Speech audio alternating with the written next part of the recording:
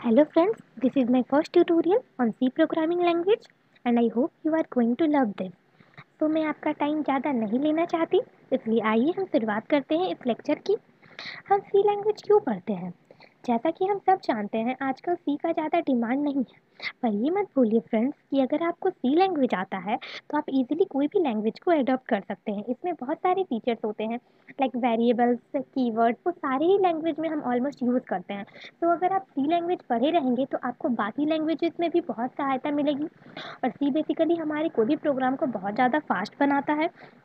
तो चलिए फ्रेंड्स हम पढ़ते हैं कि बेसिकली सी होता क्या है। तो पहले मैं बताना चाहती हूँ कि what the C programming language means.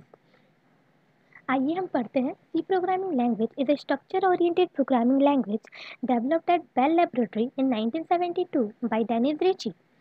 Structure oriented, yeah. A structure oriented program language is a subset of a procedural language. Structure means to break a parts into parts or blocks so that it may be easy to understand. In the C language, we break the program into parts using function. It makes the program easier to understand and modify. मैंने अभी जो भी कहा ये मे भी आपके ऊपर ऊपर जा रहा होगा, तो आप लोग टेंशन मत लीजिए, मैं इसे हिंदी में भी समझाऊंगी। सी प्रोग्रामिंग लैंग्वेज क्या होता है? ये एक स्ट्रक्चर ओरिएंटेड प्रोग्रामिंग लैंग्वेज है, ठीक है, जिसे बनाया गया है डेनिस रिची के द्वारा। कहाँ पे? बेल लेबोरेटरीज में 1972 में। अब यहाँ पे मैंने एक वर्ड का यूज़ किया है, स्ट्रक्चर ओरिएंटेड। ये क्या है? एक स्ट्रक्चर ओरिएंटेड प्रोग्रामिंग है। अब स्ट्रक्चर मीन्स हम क्या बोल सकते हैं? To break a program into parts और अ ब्लॉक। अगर कोई भी प्रोग्राम को हम पार्ट्स में या फिर ब्लॉक में डिवाइड दे के लिखें तो वो हमें बहुत ईजी होगा अंडरस्टैंड करने में भी और मॉडिफाई करने में भी। और सी हमें ये फैसिलिटी देती है फंक्शन के द्वारा कि ताकि हम उसे कोई भी प्रोग्राम को बहुत ईजिली समझ पाएँ और मॉडिफाई कर सकें।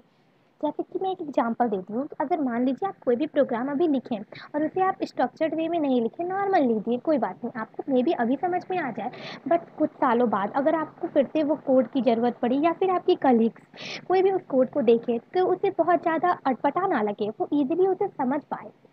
और अगर आप पार्ट्स में देकर रखेंगे तो वो उन्हें भी बहुत ईजिली समझ में आएगा और अगर आप उसे मॉडिफाई करना चाहेंगे तो आपको भी बहुत ईजिली समझ में आएगा। इसलिए हम लोग कहते हैं कि सी लैंग्वेज क्या है? एक स्ट्रक्चर ओरिएंटेड प्रोग्रामिंग लैंग्वेज है। अब आइए हम देखते हैं इसके फीचर्स ऑफ दिस लैंग्वेज को।